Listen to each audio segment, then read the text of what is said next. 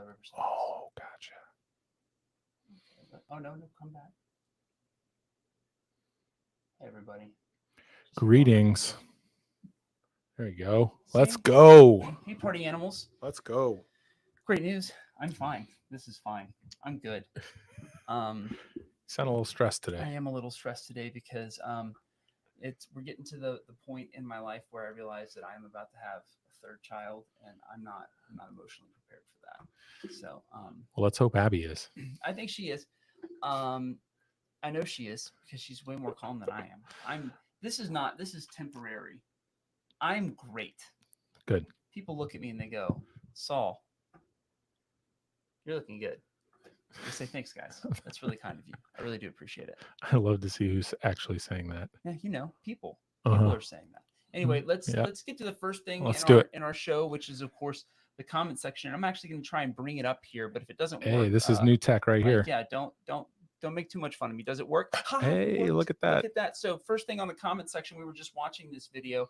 Paul and I were talking about the band, which is I think at 30,000 ish views right now on the Book of Faces. It's tremendous. And it's basically saying, I think it's a kid from Milton High School that says, nah, me and Milton High School band got to play against their 18 tubas. We got 7.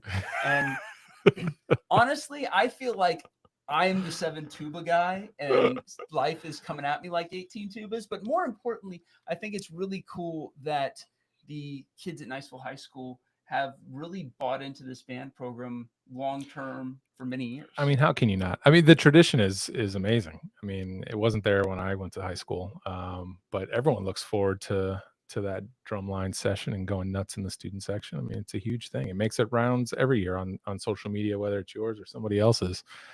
So it's very cool. Yeah, and I think that it's a huge win for the music education program, really at Niceville, of course, but also kind of countywide to see kids having fun and enjoying themselves. I was talking to band director Dan Wooten during our blowout of the Escandia Gators 2 weeks ago, and he was telling me, when he got here, it wasn't like that, but he instituted some reforms like moving the band over into the corner or in the end zone, and having them come out to halftime. So it was something special to do. Yeah. But they also were able to focus throughout the game, and they weren't getting past pizzas and stuff. So everybody was paying attention. The band was playing well. And now we have what we have. Well, between the football team and band, I think half the school is at the games. Well, plus all the other kids in the student section. I mean, just mathematically speaking, right? If we look at that, there's 16,000 people in the city proper. And about 20% of the fans leave after halftime because they're really there for the band. Hey man, look, the band's that good. Yeah, I know. They're doing great. They ball out. They do. And next up, and I'm going to see. Yeah, let's do it again. Can we do it again? Well, let's. I'm not going to panic. I'm just going to move it over here to the switcher board, and I'm going to pull this one, and then I'm going to say, still. How about that? There we go.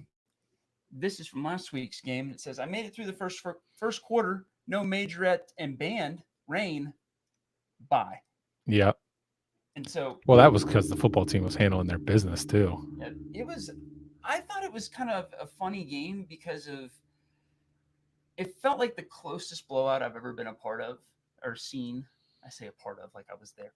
Like I was there, but I wasn't, there. Yeah, you weren't playing. I wasn't playing.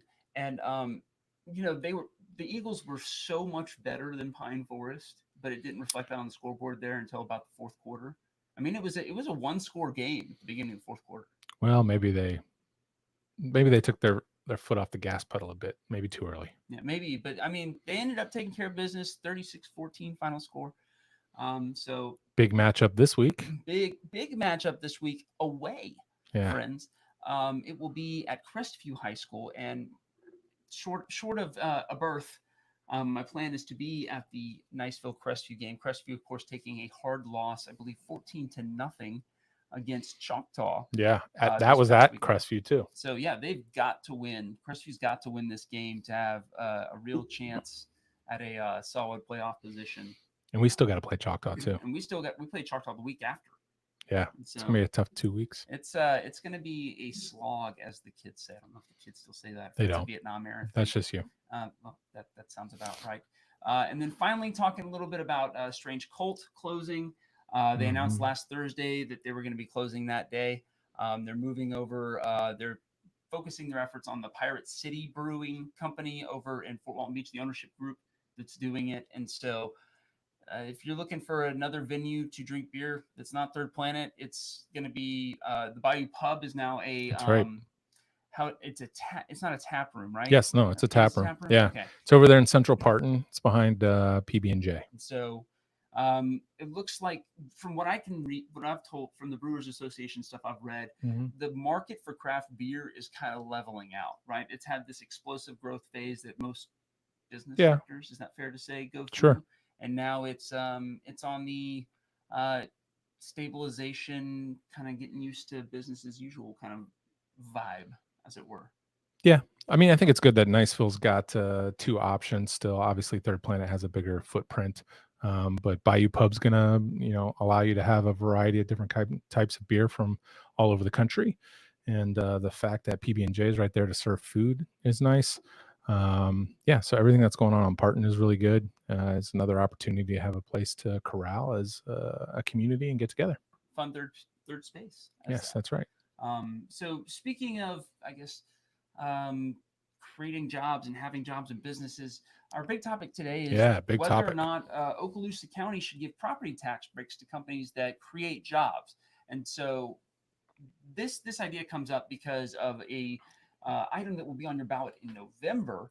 The One Okaloosa EDC, so that's kind of the economic development public-private partnership arm of the county, is asking for a second continuation that started in 2004, of a tax break for corporations that bring jobs that are above the limit, above the average pay of the average Okaloosa County job. Right. And so I guess what they need is an approval from the voters again to give tax breaks. So in the past 10 years, they've given out about $70,000 worth of property tax exemption, with another $611,000 on the docket if these businesses that Okaloosa County has brought in meet their obligations to the county. And so if they don't put out a certain amount of jobs at a certain level, I believe 110% of $55,000, and if I do that math real quick, it's roughly $61,000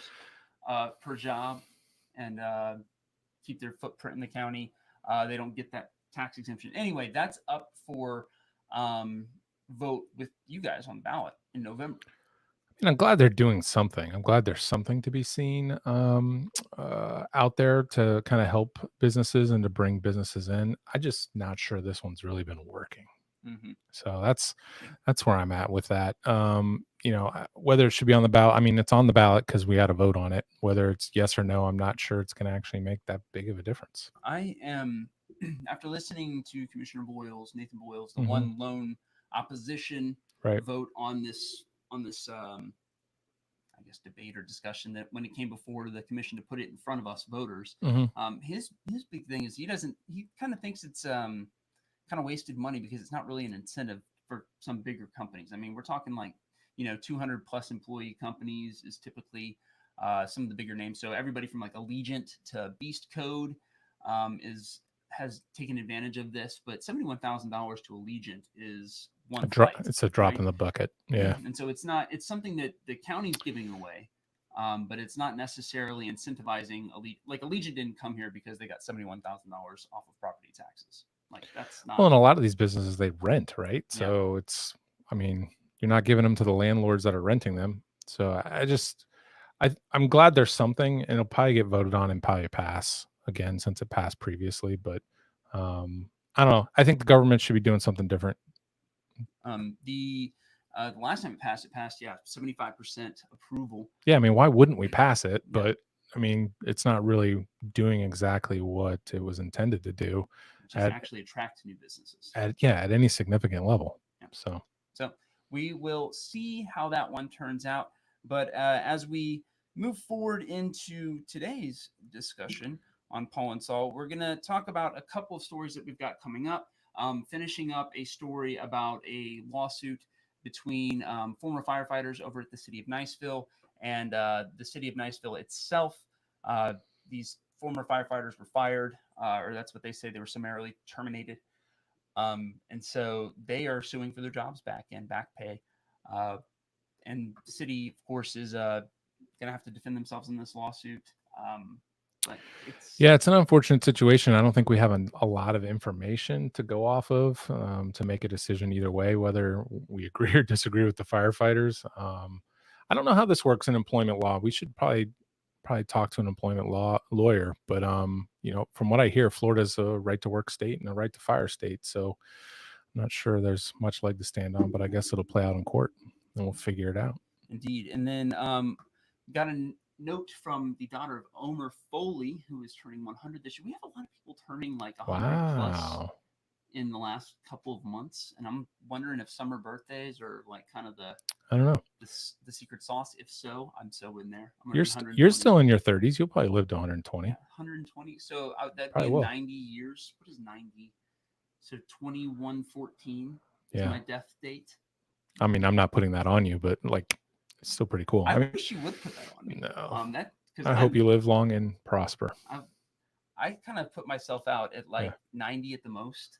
I got a lot of the dementia in my family, Bad genetics. and so I hope they solve that. Or if they don't, then I get to go sweetly into good night. But enough darkness. Final story that we're going to talk about is one of the Isbell brothers is a 4-time state track champion, and I'm going to be writing that one Cool. here pretty soon. But I got to see all of his rings. Only one of them has to go back to the shop for a couple of alterations. But he's over at Troy right now. Why does it need alterations? It's something was. It's not sized right, I or don't know what he said. There was something Oh. wrong with it. But we got to talk briefly on Friday night for a quick interview about it. He's over at Troy now. His special event is the 800 meters, but he runs all the relays, runs the Cool. 400 meter individual up there in Alabama now. But he came back for the weekend, saw his little brother Landon play football this weekend. Nice. Was just like tickled to be there. Saw all of his old coaches. Really cool story. lots of sports stuff going on. Crosspoint adult basketball starting, I think, this week, and a lot of City of Niceville flag football for the Mhm. kids is starting this week. So yeah, it's that time of year. Your boy had his first PAL coaching experience. I heard that you were coaching it up. Soccer. It was interesting. I had one kid pass the ball to another kid, and let me tell you, that's so much better than them scoring. Well, yeah. It's awesome. Kid soccer is challenging. It is a significant challenge when they're all 5. Anyway, final thing, since I've brought up the imminent birth of my child, be prepared for some scheduling upset. We will continue to put out the same amount of content. Yeah, I'm guessing Paul and Saul can't come live from the delivery room. See, I think that I'd die. And not of like embarrassment or anything. I just think that my wife would kill me. If I did that. Yeah. Probably not good. So, especially with all the multi-camera angles and the buttons that you have. No, I can't bring this whole setup in there. That's a lot of weight. Yeah.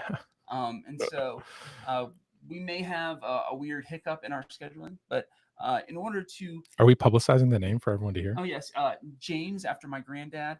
My mom's Very well dad done. was a pretty cool guy, and he.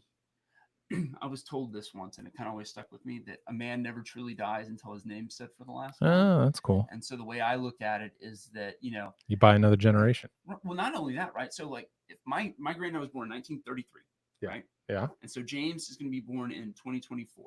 Yep. And if he lives to be 100, that's 2134. And the last person, his grandson, right, won't die for another 100 years. So that's 2234. Yeah. So I've bought this dude like another 200 years of life. That's very cool. And so anyway, cool way to think about it. Really cool guy. The due date is first week in October. October the 4th. October the 4th. His wife's birthday. Which that's was really cool. Yeah, that's pretty cool. Anyway, we are my wife's. James is coming in September instead of October, is my guess. See, the that's my guess. The fellows, the individuals that my wife works with, they have like a pool. Nice. One of them put, but it's not a betting pool because that's not allowed at Eglin. It's not allowed. That's illegal and frowned upon. I'm sure there's no money involved. I'm sure there isn't, and it would be wrong if there were. Anyway, somebody should buy pizza or like bamboo sushi or something. Bitcoin pizza, they're all fungible. Yeah. And so I would say that I'm going to bet on September 28th.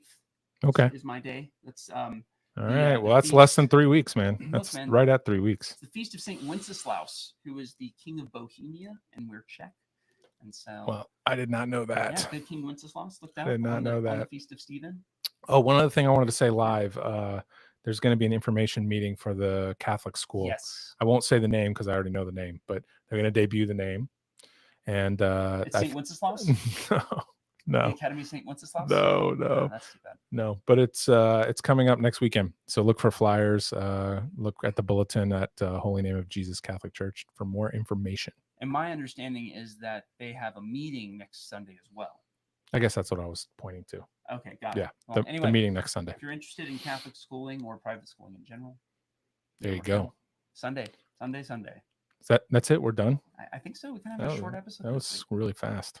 I know. Hopefully, like your wife's labor. Indeed. Yes. Indeed. All right. Be nice, Niceville. You heard the man. Be nice, Niceville. See ya. Bye, dudes. Who gets us last?